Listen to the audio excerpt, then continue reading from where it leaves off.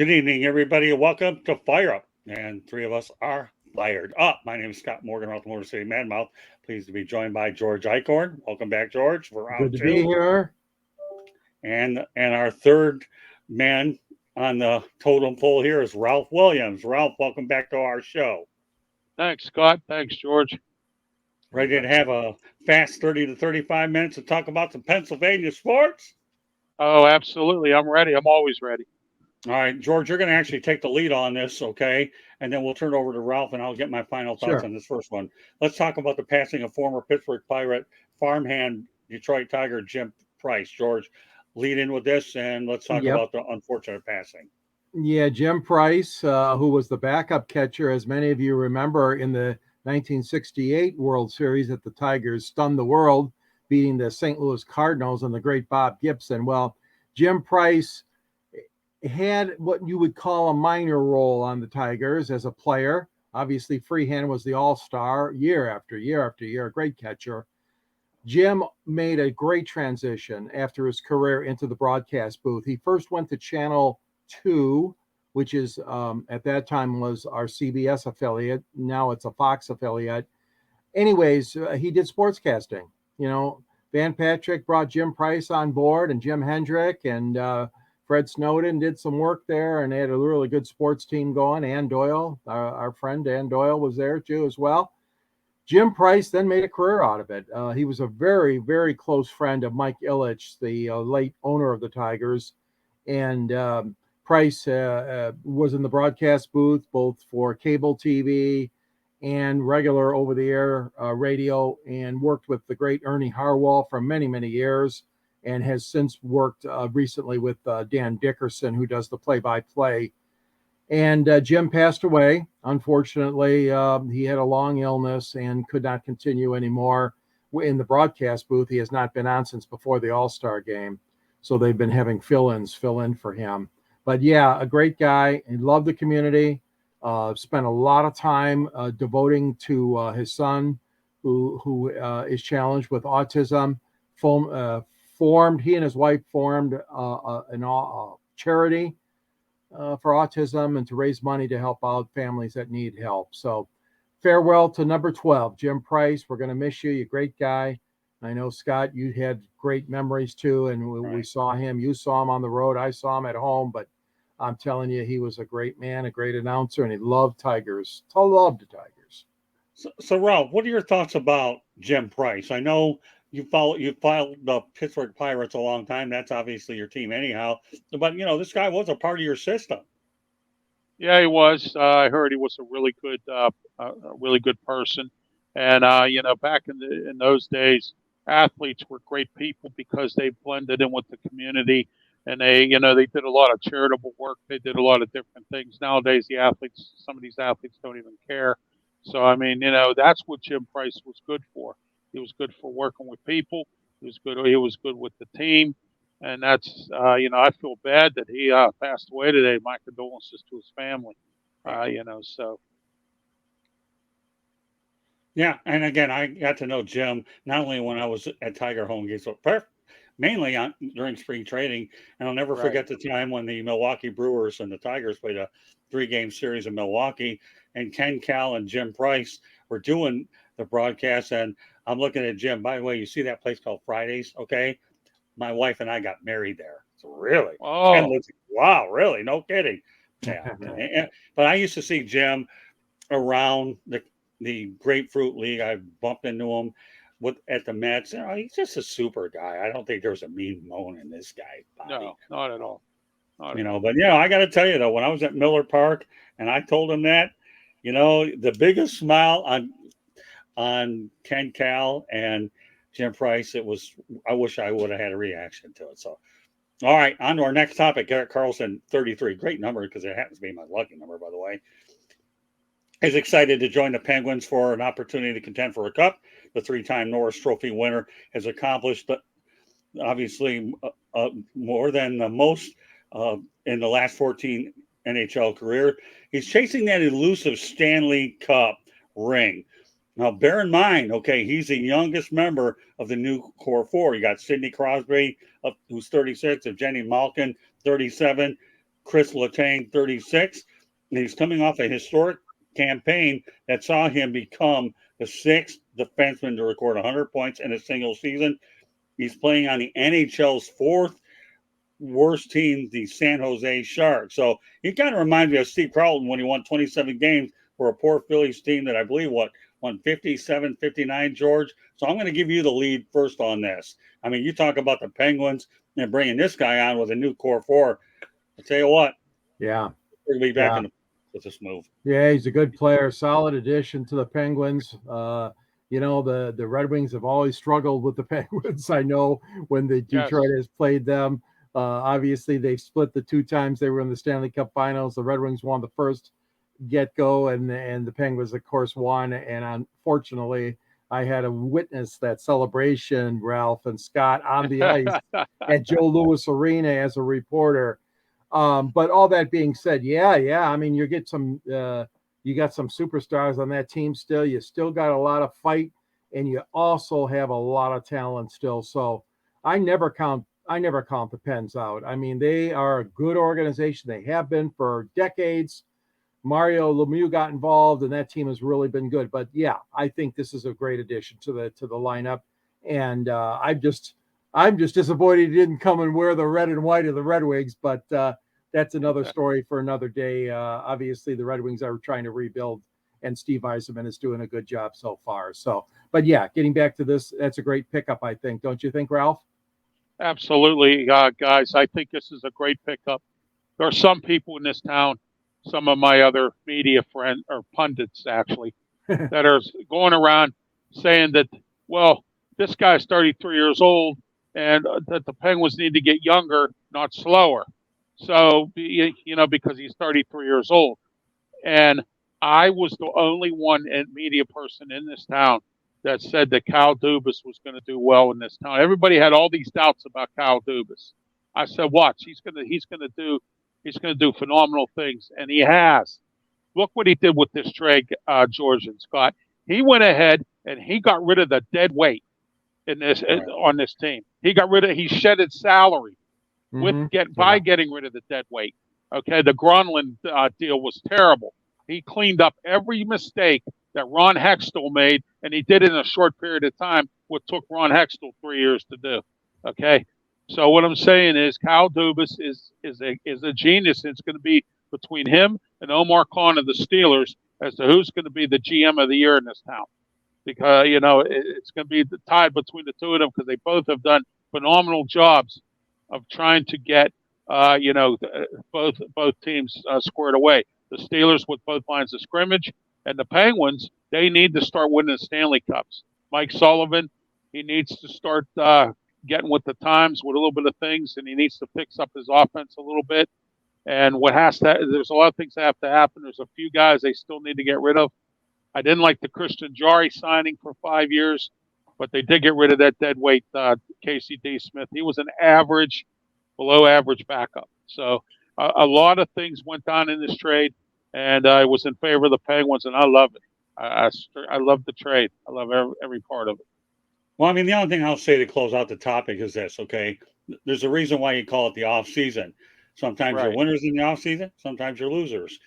And judging by the new addition, the general manager that the Penguins have brought in, anytime you can get rid of a lot of dead weight in one off season, you're doing really, really, really well. You're telling me all these guys that were no good. Well, my goodness, Ralph. I mean, really? I mean, and then you're able to get a guy like this here. How many times have you seen guys chase a Stanley Cup and they wind up in the right situation? Right. This guy, we've seen Ray Bourque, I think, win the championship. And I'm sure the list goes on and on about older guys that were able to go somewhere and then chase that elusive ring. Go ahead, Ralph. Yeah, I'd like to see Jeff Carter. I'd like to see Jeff Carter win a Stanley Cup before he retires. He was with the Kings for a long time. We brought him in a few years back for some experience because we had some injuries. Crosby was hurt. Malkin was hurt. We needed some experience and we needed some leadership in the locker room. It was great to bring him here. He had a good season. Last year we had an average season. But I'd like to see Jeff Carter. He's been in the league a long time. I'd like to see him get a Stanley Cup. That would be nice. So, I mean, there's some guys, and they're in the right position. I just hope that Mike Sullivan can coach it. That's all I'm hoping for. Yep. All right. One more topic of the night, and then we're going to go ahead and do your parting shot. We have a very light itinerary tonight, but they always say it's not quantity, but it's quality. And I got news for you. That's right. I picked the three topics here that I felt were really something that not only did we not have an opportunity, well, we didn't have what we just had, 24 hours ago when we did this on the Sports Exchange, right, George? But we have it now. Right. Phillies, Michaellorenzen, 31, no hits. The Nationals, 7-0. And in his second start with the team, complete game, 124 pitches. He has, 76 strikes. His pitch count is higher, the highest in a complete game no-hitter since Mikefiers, 131 through a no-no for Oakland in 2019. We know about him in Detroit, right, George? Yeah. But I got to give credit to manager Rob Thompson for letting him chase history a lot. Combined no-hitters that we ever seen, more than I think we should. I don't know if they're still legitimate, but they're there, so they're becoming more legitimate because they're popping up that way. But this is a 14th no-hitter in Phillies history by a guy that's only had 2 starts. George, please help me. Am I El Cupido, or did Dave Dombrowski fleece the daylights out of the Tigers? Well, this was a situation where you got to look a little bit closer to, because the Tigers knew that in this particular situation, if they could get some value for Lorenzen, that this was in the back of their mind, Scott Harris being the president of baseball ops in Detroit.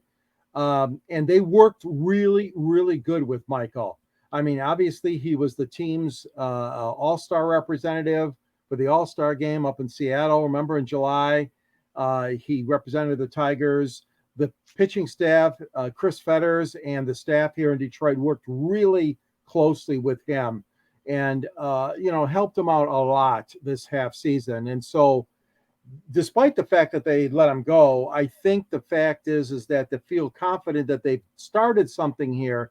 This is a trend that Scott Harris has done in San Francisco and Chicago, other places he's been, that he likes to get a veteran and get the value high. Right. You want the most in return.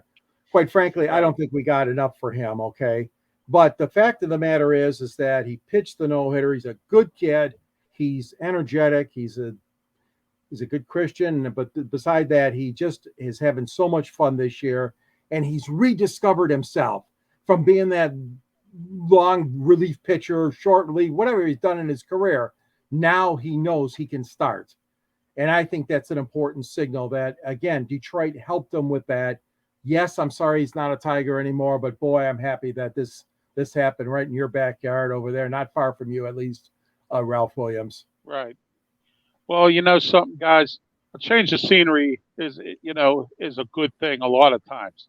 I mean, if a lot of guys have been with teams for a long time and then they end up going somewhere else and they reinvent themselves. They might have been a good reliever, but then had about 5 bad seasons and then become a starter somewhere else and end up pitching no-hitters and becoming an all-star. Yeah. I mean, it's all about changing scenery. Maybe he wasn't happy in Detroit. Maybe Detroit just didn't fit for him or something. And now he's in Philly and he's reinventing himself. And I'm glad. I'm happy for him. I'm glad that that's going on. I mean, I always am for someone. We had a guy that was here in Pittsburgh. His name was Bronson Arroyo. And Bronson Arroyo was good in the minors, stunk up when the Pirates would bring him up all the time, just like Tyler Glasnow, okay?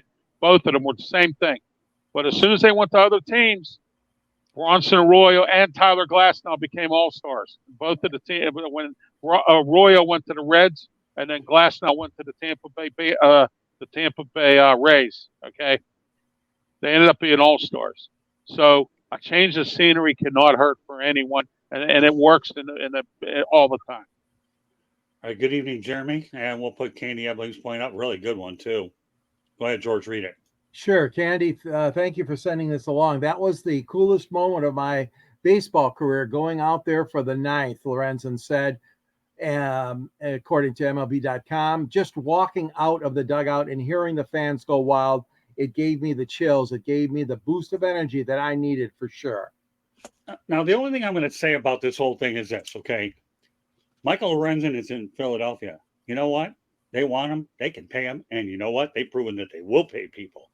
You want a good example? Bryce Harper. He makes a lot of money, right? Okay, and the list goes on and on. So, I'm happy for him. And Al Campana, say what you want about the way his tenure ended as a baseball exec.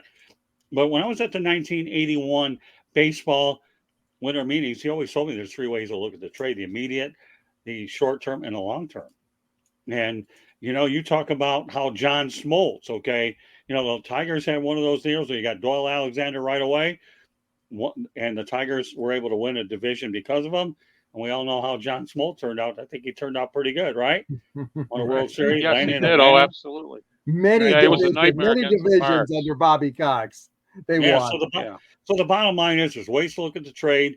Yeah, Michaellorenzen. I'll tell you what, right now, the division of the Marlins, I believe they're the NL East, right? So as far as I'm concerned, I don't think the Marlins are out of it yet, but if the Phillies continue to get pitching like this, my goodness, it's going to get interesting over the last month and a half or so. 3 former Tigers there, guys. Nick Castellanos said he hit 2 home runs in that no-hitter. Former Tiger third baseman and outfielder, and Gregory Soto, of course, coming out of the bullpen. He's had a slow year. Soto. Right. And, of course, my man in the front office, Dave Dombrowski, who I always admired here in Detroit. Right. He did a good job in Detroit. I know a lot of people said that, he sold a lot of the minor leaguers for better. Of course. I mean, George Steinbrenner did it too, and he won championships. So I'm not going to sit here and blame Dave Dombrowski for doing what every quality organization that wants to win now doing it. Obviously the Tigers going through rebuild. A lot of teams are going to go through rebuild.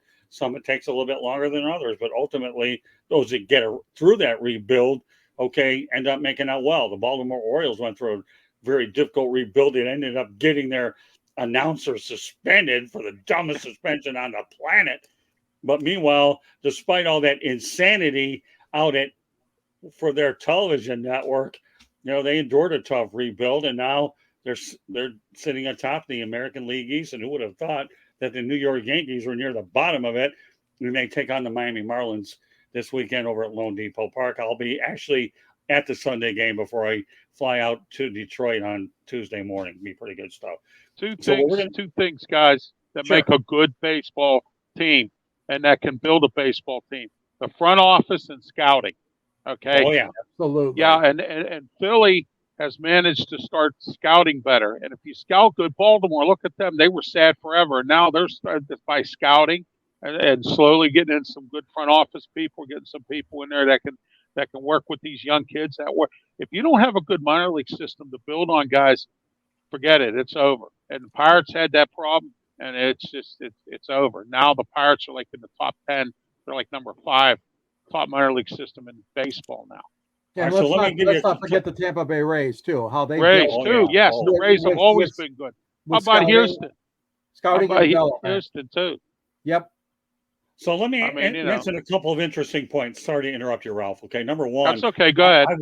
I worked with the Yankees farm system back in the early 80s, and George Steinbrenner, to this day, the Steinbrenner family has always invested heavily into that. And whether you use them for your own good or whether you trade them, that's how good your farm system is. That's item number one. Okay. Right. And when you judge your farm system that way, these are about a bunch of assets trying to earn you something so that you can ultimately get to where you're going to go. We all know that everybody uses it differently. A lot of smaller market teams depend on it because their budgets cater to that situation. But I know the Yankees have done it really, really well. The Phillies are one of those types of teams where they've got a lot of money and they use it well. And they've always had a lot of good executives down the road. So, to me, you make out of what it's not how much money you have, it's how you spend it is really what it is. And I think that a lot of it is attributed, Ralph, to what you just alluded to moments ago. Yeah. Yeah. And small market teams have to get value for everything. It's, they have to get value for what they're going to spend for a player. They can't afford to just go out there and fork out $230 million for a guy, and then he's going to soil the bed. What has to happen is you have to get value, and if you can get value for your money, hey, that's great. Yeah. Well, when I was coming to Miami Marlins series, I talked to Dan Dickerson. He told me in short term here, okay, AJ Hinch and Scott Harris are going to do fine. That's what he told me. Yes, they are. And yes. you know what? I believe in Dan Dickerson. This guy knows what he's talking about. He really does. I mean, Yeah. you know, and like anything else, you know, the Tigers had Al Avila, and he made some major mistakes, and that's why he's not employed right now. Period. Nothing against Al, but you had a long time to get this thing righted, and now you've got AJ Hinch, who I think is a great manager, and his patience will be rewarded. Chris Fetters is a really good pitching coach. Yep. They've got a lot of pieces in Detroit. They really, really do. But you know, what about the Atlanta Braves? They've lived and died by the farm system as well over the years. Yes, and I could go on and on about a lot of different teams. I can all day long. But you know what? That's just how it goes. And you know, I mean, the Milwaukee Brewers, for crying out loud, they don't have John D. Rockefeller money, right? But you know what? All they do is they always contend. They always contend because they have a good front office and they have a great what about scouting. Craig Counsell? You think he's any good? By the way, for a lot of people who want to know, he did win a world championship as a Marlin. If that wasn't good enough, he won one in Arizona. So this guy is one of the most shrewd managers I've ever seen. And you've got a lot of good pieces with a lot of these good teams. So, you know, with that said, let me go over some things really quickly for the company. Just, you know, Fire Up is broadcast around the world. That's all. You know, that thing called the Globe. It goes everywhere. That's it. Okay. The audio version of Fire Up can be heard on iHeartRadio, Apple, Spotify, Google, wherever you get your podcast. Please hit the red subscribe button on YouTube, South Florida Tribune. We're striving for 1,000 subscribers. We're almost at 900. So we'd like to hit 900 first, so we'll get the last 100. Okay, please also comment, like, and share the broadcast. Want to be a guest? Send topic ideas, southfloridatribune@gmail.com. Want to advertise cost efficiently? Call me at 954-304-4941. We broadcast live on Facebook, LinkedIn, Twitter, and YouTube. Also, website www.southfloridatribune.com. Twitter @Tribune South. Candy Ebling's behind the scenes. She's in the chat. She's everywhere. More importantly, she's with us and does an unbelievable job. So, So, all right, Ralph, this is your time to have your parting shot because we want to make sure you have yours. George and I have all week to give ours. Give it to me, Ralph. Parting shot is I want a parting shot out to my fellow Pittsburgh media people who doubted me when I said Kyledubas was the man for the Penguins job. And everyone, and as I mentioned earlier, everyone around here said that I didn't know what I was talking about. Oh, well, he was in Toronto. He did a little bit of things here and there. He helped Toronto get to, maybe the first round of playoffs, but that was it. And I said, let me tell you something. When Kyledubas gets here, and now I'm the one that laughs. You know what they say? He that laughs last laughs best. And now I'm laughing because I was right again. And you know what? That's how we close the broadcast because Ralph had an opportunity. Ralph Williams got it right. And you know what? Ralph Williams and I and Mark Mancini will get it right on Saturday. Just let everybody know. Oh, yes, we are. Yeah. Bums in Sports, man. The External Bum Podcast. I love it. I wasn't sure what the name. External Bum Podcast. Okay. Yeah. We'll just put that one in the creative category. But anyways, you can hear this show here at 9:30 Eastern time. I believe it lasts until 10 o'clock or so. Yeah, 9:30 to 10 every Saturday morning. Beautiful. 347-205-9631 is number to listen that to. too. Okay, but anyways, it's good to be on there with you, Mark, Thank and I you. guess Joe Kukulis. Is that what his name? I'll probably get killed here. Joe Kukulis. Yeah. Oh, I got it right. Yeah, Mark always messes his name up. Mark calls him Kukulis. It's Kukulis. Mark Mancini's in a good zone, but he's one of us. So what can we say? So that's right. But, Madman and Mad Mouth. You can only imagine what that show would look like on any platform. It'd be anything but boring, like my new Motor City Mad Mouth show over at Eagle Communications will probably debut sometime this fall. We're trying to get a lot of other things worked out, including my book. So, meanwhile, that concludes this edition of Fire Up. For those that participate in the chat room, all I can say is a big fat thank you.